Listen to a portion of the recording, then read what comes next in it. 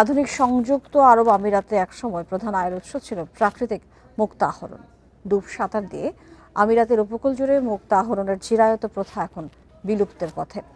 সেখানে জায়গা করে নিয়েছে ভাসমান মুক্তার খাবার, যা আমিরাতের ডুবুরিদের সুপ্রাচীন মুক্তা আহরণ পেশার ঐতিহ্যকে ধরে রেখেছে।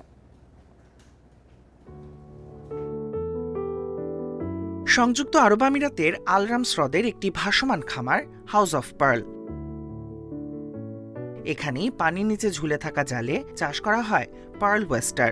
আর তাই রাস আল খাইমার উপকূল থেকে নৌকায় চড়ে দর্শনার্থীরা দেখতে যান ঝিনুকের বুক চিরে চাষ করা সেই সব মুক্তা।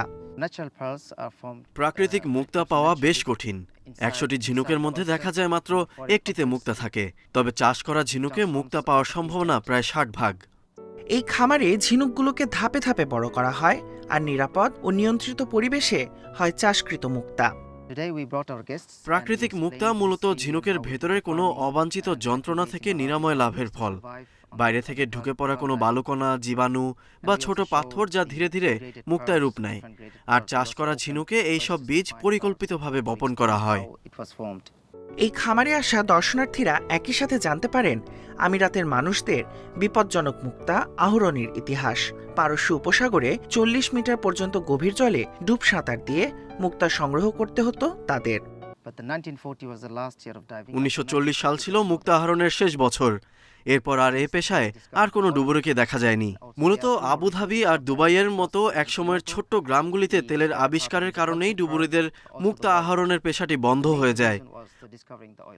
এদিকে ১৯০০ সালের গোড়ার দিকে জাপানিরা পুরোপুরি গোলাকার মুক্তা চাষের একটি পদ্ধতি আবিষ্কার করার পর থেকে প্রাকৃতিক মুক্তার পরিবর্তে চাষ করা মুক্তাই বাজারে জনপ্রিয়তা পেতে থাকে। বিরল প্রাকৃতিক মুক্তা লক্ষ লক্ষ ডলার পর্যন্ত বিক্রি হতে পারে। অন্যদিকে চাষ করা মুক্তা আকৃতি ও গুণমান বিচারের উপর নির্ভর করে কয়েকশো থেকে কয়েক হাজার ডলার পর্যন্ত বিক্রি হয়। Tahmid Abrar, independent news.